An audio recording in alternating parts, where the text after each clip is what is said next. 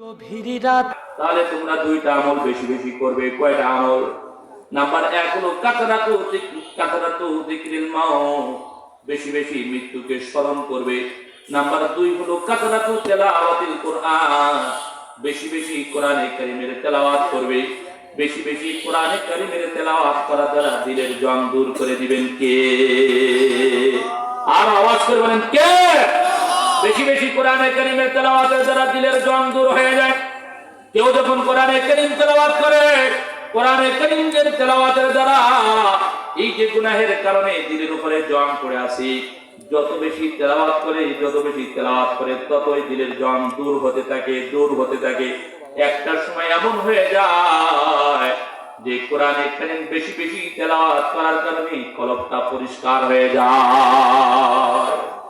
কিন্তু বাস্তব সত্য কথা হলো, আমরা কোরআনে কারীম তেলাওয়াত তো শিখি না, আবার যারা শিখছি তারা আমরা আমলও করি না।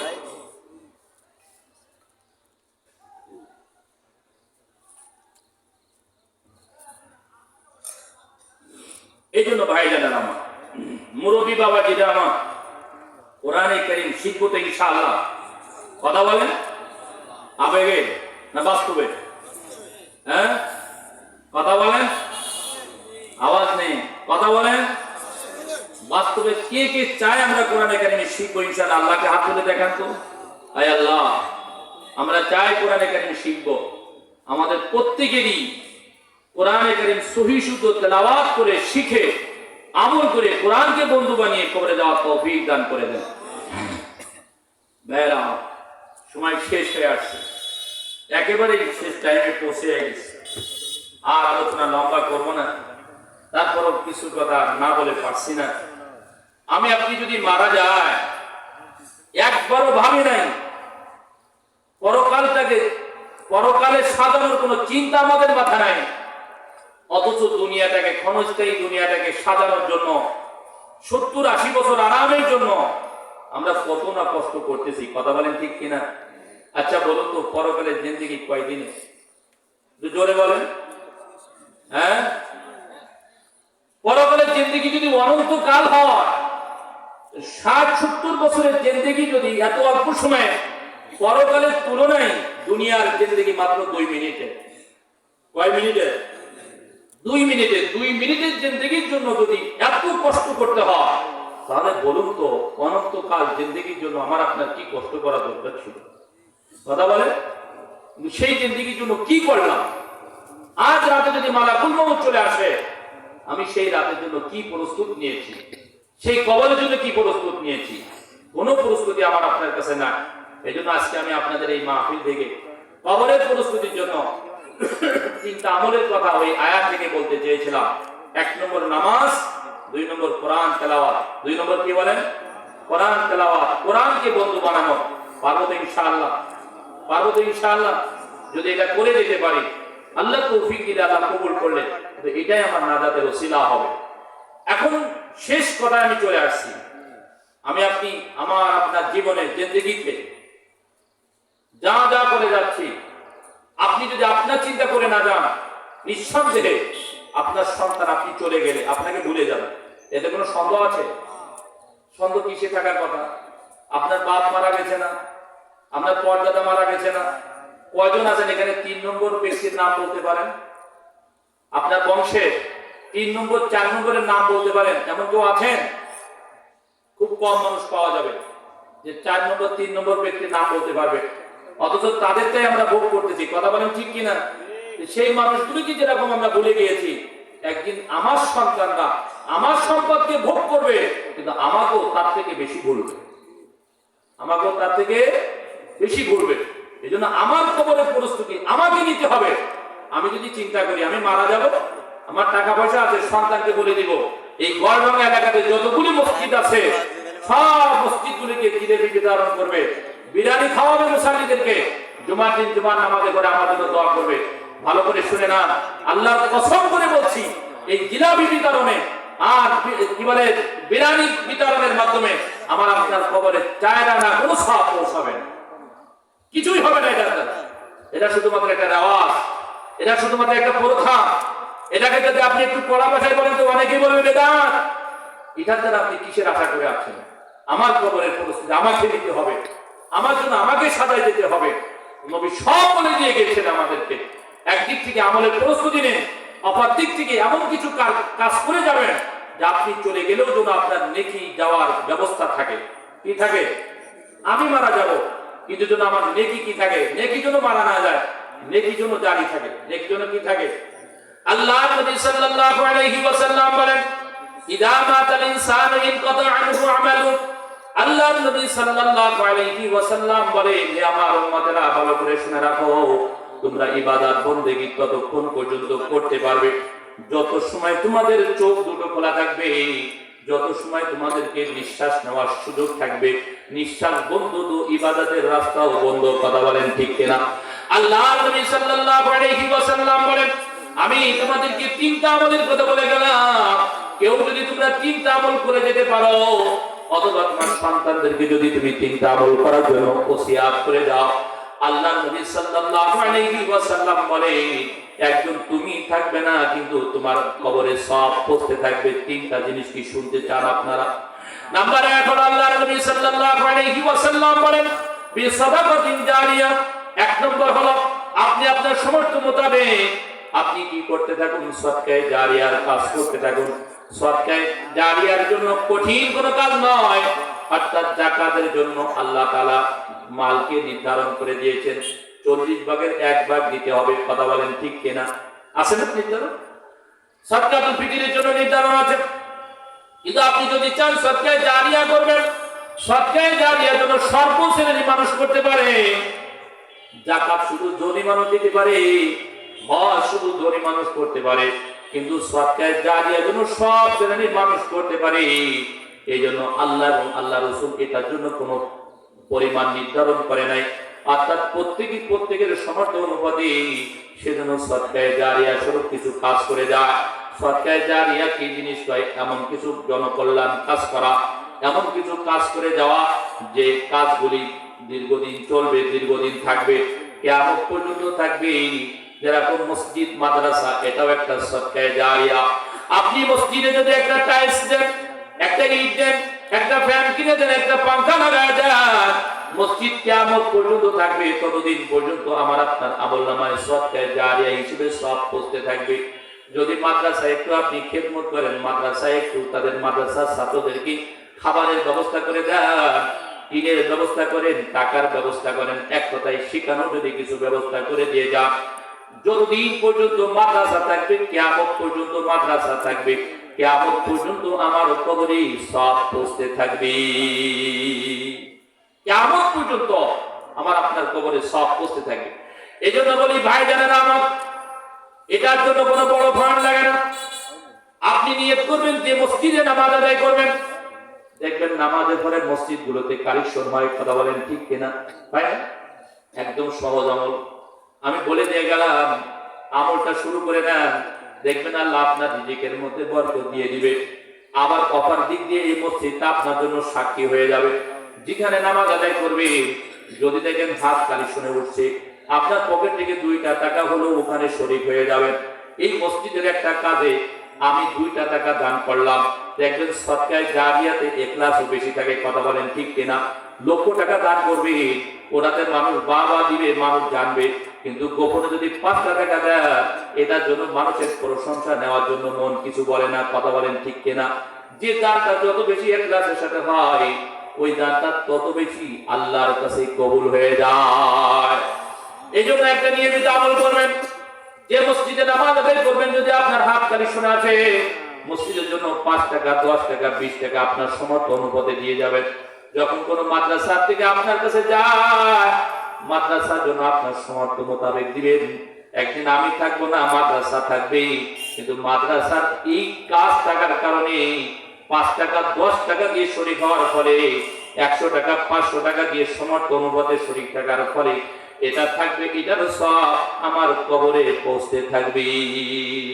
এটা শুধু আজকের জন্য নয়, বরং সারা জীবনের জন্য বানিয়ে নিন। পারা যাবে না ইনশাআল্লাহ? কথা বলে। একটা ঘটনা মনে পড়ছে, বলবো? হ্যাঁ, আগে হাদিসের ঘটনা শুনে আনি, এরপরে এই ঘটনা শুনে দিব ইনশাআল্লাহ। শুনে আমি আমার আলোচনা শেষ করব। আমি যে আয়াত তেলাওয়াত করছিলাম, তিনটা ব্যবসার কথা বলছিলাম, এই ব্যবসার মধ্যে তৃতীয় নম্বর হলো আনফাকু মিম্মা রাযাকনাহুম। আল্লাহ বলেন, বান্দারে আমি তোমাদেরকে যে সম্পদ দিয়েছি, আমার দেওয়া সম্পদ, আমার দেওয়া রিজিক থেকে তোমরা আমার রাস্তায় খরচ করো। রিজিকের মালিককে বলেন না, সম্পদের মালিককে, জায়গা জমির মালিককে, টাকা পয়সার মালিককে। আমি মনে করি তার মালিক আমি না, আমি বললেই সব কিছু আমার আমল নামা থেকে সরিয়ে আমার ওয়ারিসদের কাছে পৌঁছে যাবে অটোমেটিক। কথা বলেন ঠিক কিনা? আমার দাফনটা হলো, এটা আমার পরের জমিনে হইলো, নিজের জমিনে হয় নাই। আল্লাহ বলেন, আমি তোমাকে যে সম্পদ দিয়েছি, আল্লাহ বলেন এই তোমার সম্পদ না। এটা আমরা ভুল ধারণা করি, ভুল চিন্তা চেতনা। আল্লাহ বলেন, আমি তোমাকে যে সম্পদ দিয়েছি, আমার দেওয়া সম্পদ থেকে আমি কখনো কখনো তোমাদের কাছে চাই। আমি যখন চাই সিররা ওয়া আলানিয়া, কখনো গোপনে দাও, কখনো প্রকাশ্যে দাও, কখনো গোপনে, কখনো প্রকাশ্যে, কখনো প্রকাশ্যে, কখনো গোপনে দাও। দেওয়ার মাধ্যমে কি হবে? আল্লাহ বলেন, তুমি যদি এটাকে দেওয়া নিয়মিত করতে পারো, এটাকে যদি ইখলাসের সাথে করতে পারো, আল্লাহ বলেন এটা এমন একটা ব্যবসা যেটা ওই যে বলছিলাম, তুমজিকুম মিন আযাবিন আলীম, এটা এমন ব্যবসা যেটা জাহান্নামের আগুন থেকে আমাকে রক্ষা করবে। আবার রিজিকের মধ্যে বরকত চলে আসবে। আল্লাহর নবী সাল্লাল্লাহু আলাইহি ওয়াসাল্লামের একটি ঘটনা শোনা যায়। হযরত আয়েশা সিদ্দিকা রাদিয়াল্লাহু তাআলা আনহা, ঘরে কোনো খাবারের ব্যবস্থা নাই, একটা মাত্র কিছু অল্প কিছু গোশতের ব্যবস্থা, গোশ কিছু হাদিয়া আসছে। আয়েশা সিদ্দিকা রাদিয়াল্লাহু তাআলা আনহা চিন্তা করছেন, আল্লাহর নবী ঘরে আসবেন, ঘরে তো খাবারের কোনো ব্যবস্থা নাই। একজন রাষ্ট্রনায়ক রাহমাতুল লিল আলামিন শাফিউল মুযনিবিন, ঘরে খাবারের কোনো ব্যবস্থা নাই। চিন্তা করেছেন কোন সময় আল্লাহর নবীর ঘরে কোনো খাবারের ব্যবস্থা নেই। আয়েশা সিদ্দিকা রাদিয়াল্লাহু তাআলা আনহা চিন্তা করছেন, হাদিয়া যখন আসছে, কিছুক্ষণ পরেই নবী ঘরে আসবেন, আমি সুন্দর করে রান্না করে রাখবো। নবী আসবেন, চাওয়ার সাথে সাথে নবীকে খাওয়ার জন্য দিয়ে দিব। যে লোকটা দিচ্ছে সেও নবীকে খাওয়ার জন্য হাদিয়া দিয়ে দিছি। রান্না করে যখন রাখছেন, রান্না শেষ হওয়া মাত্রই একজন বুড়িমা এসে আয়েশা সিদ্দিকা রাদিয়াল্লাহু তাআলা আনহাকে ডাক দিয়ে বলেন, আয়েশা রে, কয়েকদিন হয়ে গেল ক্ষুধার্ত রয়েছি, খাবারের কোনো ব্যবস্থা ছিল না, আজকে যদি তুমি আমার একটু খাবারের ব্যবস্থা করতে। আয়েশা বলেন, বুড়িমা, এই মাত্র কিছু গোশতের হাদিয়া আসছে, আমি রান্না করে মাত্র ঘরে রাখলাম, একটু পরেই আল্লাহর নবী আসবেন, ওই খাবারটা যদি নবীকে দিতে না পারে, নবী ক্ষুধার্ত থাকবে। আয়েশা, বুড়িমা, আমি চাচ্ছিলাম এটা আপনাকে না দিয়ে নবীকে দিই। বুড়িমা ডাক দিয়ে বলেন, আয়েশা, আমি অনেক দিন হয়েছে খাই নাই, আমার ক্ষুধা পেটে জ্বালা করছে, আয়েশা আমাকে দিয়ে একটু ক্ষুধাটা নিবারণ করো না, খাবারের ব্যবস্থা করো। বুড়িমার চাহনির কারণে আয়েশা রাদিয়াল্লাহু তাআলা আনহা ওই খাবারের পাত্রটা এনে বুড়িমার কাছে রাখছেন। এমনিতে তো অল্প খানা, বুড়িমাও ক্ষুধার্ত। বুড়িমা এক দুই পিস করে খাইতে খাইতে পুরা খাবারটা খেয়ে শেষ করে ফেলছে। সুবহানাল্লাহ, পুরা খাবার খেয়ে শেষ করে ফেলছে। আয়েশা রাদিয়াল্লাহু তাআলা আনহা চিন্তা করছেন, নবী তো এখনই আসবে, নবী যদি এসে খাবার চাই, নবীও তো ক্ষুধার্ত, নবীকে কি দিব? বুড়িমা চলে যেতে যেতেই আল্লাহর নবী সাল্লাল্লাহু আলাইহি ওয়াসাল্লাম ঘরে প্রবেশ করছেন। আয়েশাকে সালাম দিলেন, দিয়া মাত্রই আয়েশা সিদ্দিকা রাদিয়াল্লাহু তাআলা আনহার কাছে খাবার চাইলেন। আয়েশা, ঘরে কি তোমার কোনো খাবার আছে? খাবারের ব্যবস্থা কি করতে পারবে? আয়েশা নবীর কাছে এসে ছোট আওয়াজ করে বলে, ইয়া রাসূলুল্লাহ, একটু গোশতের হাদিয়া আসছিল, রান্না করে রাখছিলাম, কিন্তু ক্ষুধার্ত বুড়িমা সব খেয়ে গেছি। নবী বলেন, আয়েশা, আমি তোমাকে বলছি তুমি যাও, ঘরে যাও, পাত্র উল্টাও, দেখো খাবারের ব্যবস্থা হয়ে যাবে। আয়েশা বলেন, না না, যা ছিল সবই তো শেষ হয়ে গেছে, আমি তো দুই থেকে মাত্র দেখলাম খাবার নাই, যা ছিল তা বুড়িমা তো খেয়ে গেছে, কি দিব আপনাকে? দেওয়ার মতো কিছু নাই। নবী বলেন, যাও না, তুমি ঢাকনা উঠাও। আয়েশা রাদিয়াল্লাহু তাআলা বলেন, আমি ঘরের মধ্যে গিয়ে যখন ওই পাত্রটার ঢাকনা যখন উঠাইলাম, ওঠানোর সাথে দেখি পাত্র পরিপূর্ণ, গোশত পরিপূর্ণ হয়ে আছে। সুবহানাল্লাহ। আয়েশা রাদিয়াল্লাহু তাআলা অবাক হয়ে গেছেন, মনে মনে লজ্জাও পাচ্ছেন, আমি নবীকে বললাম আমার ঘরে খাবার নাই, এখন দেখি পাত্র পূর্ণ, পাত্রটা নবীর কাছে নিয়ে আসলেন। বিনয়ের সাথে বলেন, ইয়া রাসূলুল্লাহ, ইয়া হাবিবাল্লাহ, কিছুর জন্য মনে করেন না, আমি আপনার সাথে মিথ্যা কথা বলি নাই। বুড়িমা সত্যি পরিপূর্ণ খাবার খেয়ে গিয়েছিল, কারণ মিথ্যা বলার স্বভাব আমার মধ্যে নাই, কারণ আমি হলাম সিদ্দিকে আকবরের মেয়ে। কথা বলেন ঠিক কিনা? আমার বাবা এমন মানুষ ছিল যে সত্য কথা বলতো, যার সততার কারণে সিদ্দিক হয়েছে।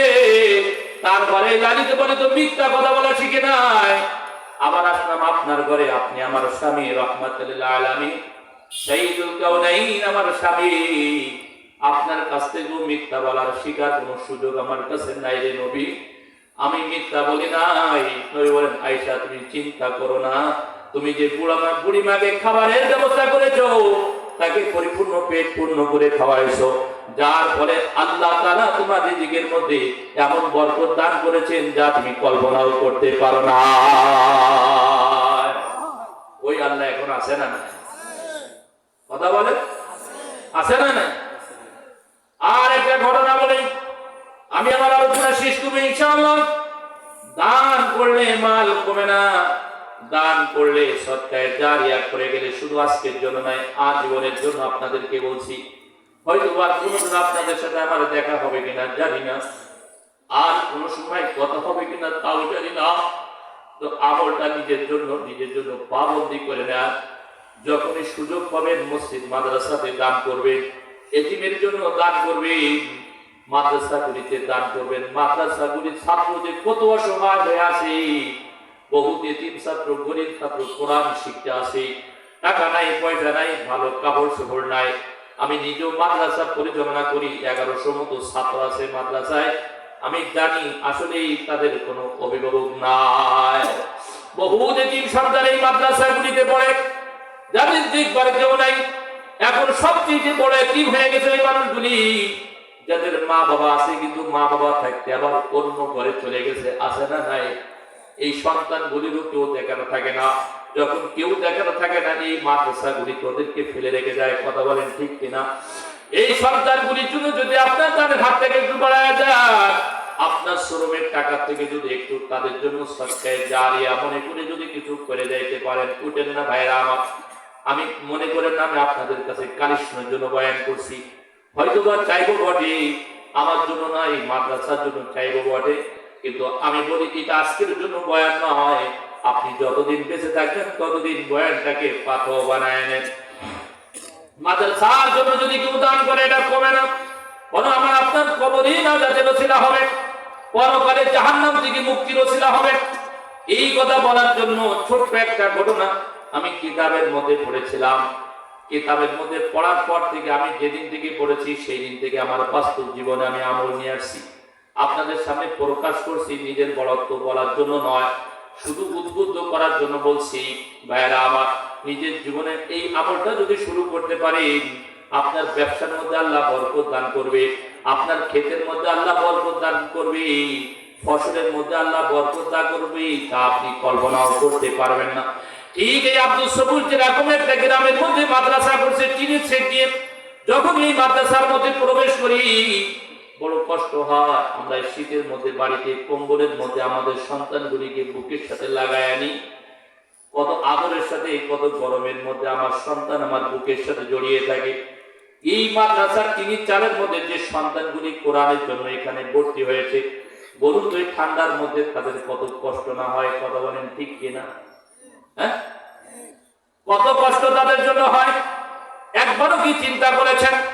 আল্লাহ যদি আমার আপনার কাছে জিজ্ঞাসা করে, তোমার তো 3 বেলা খাবারের ব্যবস্থা ছিল, এই মাদ্রাসার ছাত্রগুলি খেয়েছে কিনা তুমি কি একবারও খোঁজ নিয়েছো? তোমার ঘরে ভালো থাকার ব্যবস্থা ছিল, তোমার পাশে মাদ্রাসা ছিল, সেখানে গরিব ছাত্র, 3 ছাত্র লেখাপড়া করতো, তাদের থাকা খাওয়ার ব্যবস্থা আছে, কোনো সময় খোঁজ নিছো? এই ভাইরা আমার যদি একটু খোঁজ দিতে পারি, তাদের পাশে যদি যেতে পারি, এই ঘটনা সত্য হইতে পারে, মিথ্যাও হইতে পারে, কিন্তু যেটা বোঝাইতে চাচ্ছি সেটা একেবারে সত্য কথা, কোরআন সুন্নাহর কথা। যেমন আব্দুস সবুর মাদ্রাসা করেছে, দারুল উলুম দেওবন্দের ফারুক একজন মুফতি সাহেব গ্রামে গিয়ে মাদ্রাসা করছে। এখন যেরকম গ্রামে মাদ্রাসা বেশি পাওয়া যায়, একটা সময় ছিল এত বেশি মাদ্রাসা ছিল না। তখন মাদ্রাসা খুব কম ছিল। মুফতি সাহেব গ্রামের মধ্যে বিলির মধ্যে একটা মাদ্রাসা করছে। মাদ্রাসাতে মাত্র 20 জন ছাত্র ভর্তি হয়েছে। 20 জন ছাত্রের খাবারের ব্যবস্থা করার মতো কোনো সুযোগ নাই। মুফতি সাহেবেরও ফান্ড নাই। 3 দিন পার হয়ে গেছে, এখনো পর্যন্ত খাবারের ব্যবস্থা হয় নাই।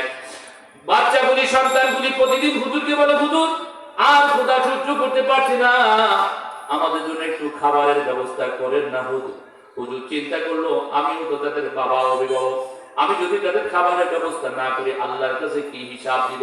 হুজুর নিজের দিকে খাবারের ব্যবস্থা করবি, হুজুরের ব্যবস্থা ভালো নাই। হুজুর চিন্তা করে একটু গ্রামের মধ্যে গিয়ে ফজরের নামাজ আদায় করি। হুজুর ফজরের নামাজ মহল্লার মধ্যে, গ্রামের মধ্যে গিয়ে ফজরের নামাজ আদায় করছি। ফজরের নামাজ আদায়ের পর ইমাম মুফতি সাহেব ঘোষণা করে দিলে, মহল্লাবাসী যারা মসজিদে নামাজ আদায় করছেন একটু বসে যাবেন, আপনাদের সাথে আমার কথা আছে। মুফতি সাহেবের ঘোষণা শুনে সবাই বসে গেল। বসার পরে মুফতি সাহেব ডাক দিয়ে বলেন, এই গ্রামের মধ্যে, এই বিলের মধ্যে, ফাঁকা বিলের মধ্যে আমি একটা কোরআনের প্রতিষ্ঠান করেছি, মাদ্রাসা করেছি, 20 জন ছাত্র আছি, খাবারের কোনো ব্যবস্থা নাই। 3টা দিন পার হয়ে গেল, কোরআনের ছাত্রগুলি খাবারের জন্য হাওমাও করছে, ছটফট করছে, কান্নাকাটি করছে, কিন্তু আমি উস্তাদ হিসেবে আর সহ্য করতে পারছি না। আজকে আপনাদের কাছে আমি হাজির হয়েছি। আছেন এমন কোন ব্যক্তি এক একজন করে এক একটা সন্তানের খাবারের দায়িত্ব নেবেন? একটা সময় ছিল, আমাদের সমাজেও ছিল, মাদ্রাসার ছাত্র, স্কুল কলেজের ছাত্র লজিং থেকে পড়তো, কথা বলেন ঠিক কিনা? এখন এটা খুব বেশি আর দেখা যায় না। তো মুফতি সাহেব বলে, যদি আপনারা এক একজন করে খাবারের জিম্মাদারি নিয়ে নেন, আল্লাহ তাআলা এর ওসিলা করে আপনাদের কবর আযাব মাফ করবেন, জান্নাতের রাস্তা সহজ করে দিবেন। আল্লাহ তাআলা কিয়ামতের ময়দানে এই খাবারের ওসিলা করে আপনার বিচারকে সহজ করবেন, হিসাব নিকাশকে সহজ করবেন। মুফতি সাহেবের কথা শুনে স্বাভাবিকভাবে, যেহেতু আমরা মুসলমান, একটু দিলটা নরম হয়, কথা বলেন ঠিক কিনা? এক বাবাজি দাঁড়িয়ে গেছে, দাঁড়িয়ে বলে, হুজুর মাদ্রাসার ছাত্র কতজন? 20 জন। আপনি যা যা বলেছেন, আপনি বলেছেন যদি খাবারের ব্যবস্থা করে আল্লাহ নিজেকে বরকত দিবে, কবরের শাস্তি থেকে মুক্তি দিবে, জান্নাতের রাস্তা আল্লাহ সহজ করে দিবে।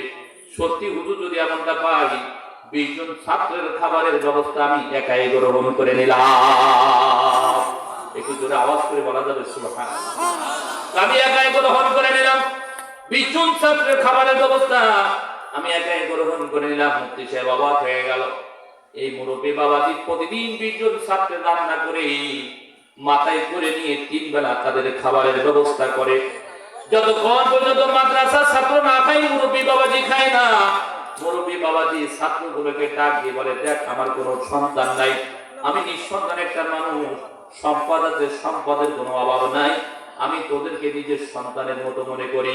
তোরা খাবি, তারপরে আমি খাবো, তোরা পড়বি, তারপরে আমি পড়বো, তোদের কোনো চিন্তা নাই, আমি তোদের অভিভাবক হয়ে গেলাম। এই মুরব্বী বাবাজি প্রতিদিন কষ্ট করে 3 বেলা খাবার রান্না করে নিয়ে এই বাচ্চাগুলিকে খাওয়ায়, তারপরে নিজে খায়। বলেন কত মহাব্বত করে, কথা বলেন ঠিক কিনা? কিন্তু মনে রাখবেন, বাচ্চা তো বাচ্চাই হয়, ছাত্র তো ছাত্রই হয়।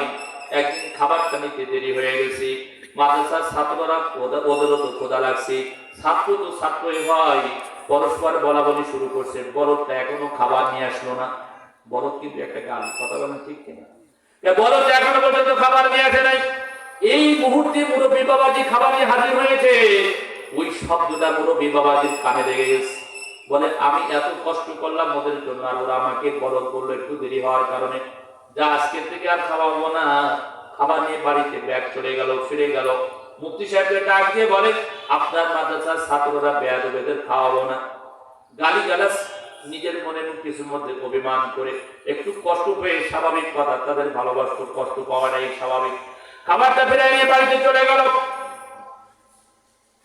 বাড়িওয়ালি ডাক দিয়ে বলে, খাবার ফিরে নিয়ে আসলে কেন? বলে, আজকে থেকে তোমাকে আর রান্না করা লাগবে না, ওদেরকে বলে দিয়েছি ওদের আর খাবারের ব্যবস্থা করবো না। বলে, ডাক দিয়ে বলে, কেন খাবারের ব্যবস্থা করবা না? তাই তুমি কেমন ব্যক্তি, যতক্ষণ পর্যন্ত ওরা না খায় তুমি খাও না? কি হলো ঘটনা খুলে বলো। বলছে, এখন বলবো না, বলার কোনো প্রয়োজন নাই, মনের মধ্যে বড় কষ্ট নিয়ে আসি, পরে শুনো তুমি। আস্তে আস্তে করে বেলা ডুবিয়ে গেল, রাত হয়ে গেল। রাত্রবেলায় প্রতিদিন খাবার নিয়ে যাই, মুরব্বী বাবাজি খাবার নিয়ে যেতে মনে চায়, কিন্তু শয়তানে আটকায় রাখছে, যাস না তুই। শয়তানের কথা শুনে বলে আর যাবো না। মনের মধ্যে বারবার মহব্বতের টানে বলে যা নিয়ে যা। খাবারটা নিতে পারে নাই। রাত্রিবেলায় স্বামী স্ত্রী ঘুমায় গেল। মুরব্বী বাবাজি রাত্রিবেলায় ঘুমিয়ে স্বপ্ন দেখছে মউত হয়ে গেছে, কিয়ামত কায়েম হয়ে গেছে। কিয়ামত কায়েমে বিচার আসার শুরু হয়ে গেছে। বিচার শুরু হয়ে মানুষগুলি দৌড়ে, যারা জান্নাতি যারা জান্নাতে যায়। জান্নাতে যাওয়ার মতখানে একটা রাস্তা আছে যেটাকে পুলসিরাত বলি। সবাই পুলসিরাত পার হয়ে যায়, জলদি জলদি পার হয়ে যায়। আমি পার হতে যাই, কিন্তু পা পিছলায় নিজে পড়ে যায়। কিছুক্ষণ পরে একটু মুহূর্তে দেখি হাফেজে কোরআন একজন পার হয়ে চলে গেল। আবারও আর একজন হাফেজে কোরআন পার হতে যায়। যেই পার হবে আমাকে পায়ে পেয়ে ওই পুলসিরাতের গোড়ায় পেয়ে আমাকে বলছে, এই না সেই দাদু? হ্যাঁ, কোন দাদু? আপনি তো সেই দাদু। আপনি আমাদেরকে প্রতিদিন মাথায় বয়ে বয়ে আপনি আমাদের ভাত খাওয়াইছেন। দাদু রে, আপনার শ্রমের ভাত, আপনার টাকা, আপনার পোশাকে আমি কোরআনের হাফেজ হয়েছিলাম। আল্লাহ তাআলা কবুল করে নিয়ে আমার জান্নাতের ফয়সালা করছে। দাদু, আমি যখন জান্নাতে যাই আপনি আমার হাতটা লম্বা করে দেন, আপনাকে নিয়ে পুলসিরাত পার হয়ে জান্নাতে চলে যাব। আল্লাহু আকবার। যখন মুরব্বী বাবাজি বিদ্যুৎ গতিতে পুলসিরাত পার হয়ে জান্নাতে পৌঁছে গেল, ঘুমটা ভেঙে গেল। ঘুম ভেঙে দ্রুত খাও মাও করে কাঁদছে, চিল্লায় কাঁদছে। আর বিবিকে বলে, জলদি উঠে যাও, দ্রুত খাবার রান্না করো, আর দেরি করো না। ভুল করেছি, শয়তানের ধোঁকায় পড়ে গিয়েছি, দ্রুত রান্না করো। যতক্ষণ পর্যন্ত মাদ্রাসার ছাত্রগুলি না খাবে ততক্ষণ পর্যন্ত আমি খাবো না। ঘটনা কি? ঘটনা বলো পায় না আপনার পরে বলবো, আগে রান্না করো, তারা খাবে, তারপরে আমি খাবো। এ ভাইরা আমার, মুরব্বী বাবাজিরা আমার, পর্দার মা বোনেরা আমার, এটা স্বপ্ন হইতে পারে, সত্যও হইতে পারে, মিথ্যাও হইতে পারে, কিন্তু যেটা বোঝাইতে চাই যেটা অতি বাস্তব। যদি আপনি কোরআনের জন্য যদি কি করেন, টাকা খরচ করেন, পয়সা খরচ করেন, আল্লাহর নবী বলে একজন হাফেজ কোরআন যদি সে কোরআন পড়ে, কোরআন মুখস্থ করে, একজন আলেমে দিন কোরআন পড়বে, কোরআন মুখস্থ করবে, সেই অনুযায়ী জীবন করবে, এই ব্যক্তি যখন জান্নাতে যাবে তো একা জান্নাতে যাবে না, আল্লাহ তাআলা তার সাথে আরো মানুষকে জান্নাতে নিয়ে যাওয়ার সুযোগ করে দিবে। আমি আলেম হতে পারি নাই, কিন্তু আলেমের সাথে আল্লাহ চাহে তো আমাকে জান্নাতে নিতে পারে। কথা বলেন ঠিক কিনা? আলোচনা আর লম্বা করবো না, এখানেই আমার আলোচনা শেষ। আলোচনা করছিলাম কয়টার উপরে? কথা বলেন, তিনটার উপরে। কোরআন তেলাওয়াত, নামাজ, আর নিজের সমর্থ অনুপাতে সদকায়ে জারিয়া করা। পারবো তো ইনশাআল্লাহ?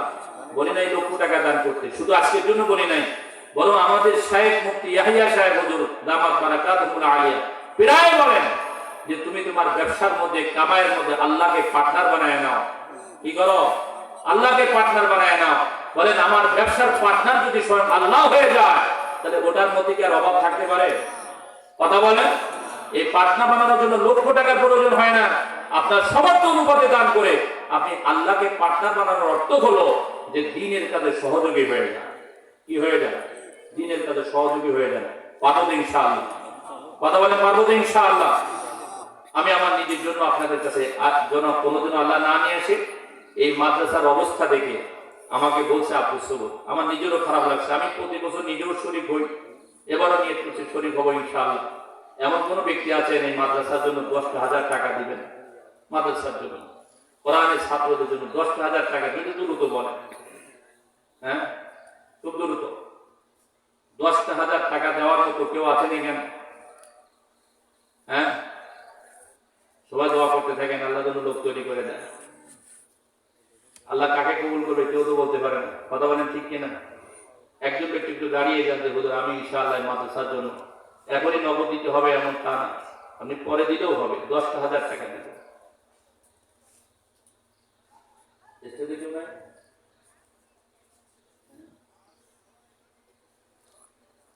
আচ্ছা চলেন, 5,000 করে দুইজন দিবেন, এমন তো আছেন কিনা?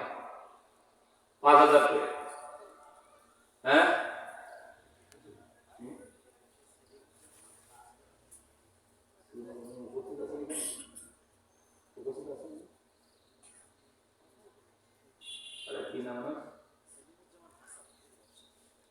সেলিমুজ্জামান আসাদ ভাই, মাদ্রাসার ছাত্রদের জন্য 5,000 টাকা দিয়েছেন। আমরা একটু জোরে বলতে পারি নারায়ে তাকবীর, নারায়ে তাকবীর। আয় আল্লাহ, আপনি আসাদ ভাইয়ের দানকে কবুল করে নেন, জানেমালে বরকত দিয়ে দেন, রিজিকের মধ্যে বরকত দিয়ে দেন। আর কোন ভাই আছেন যে 5,000 টাকা নগদ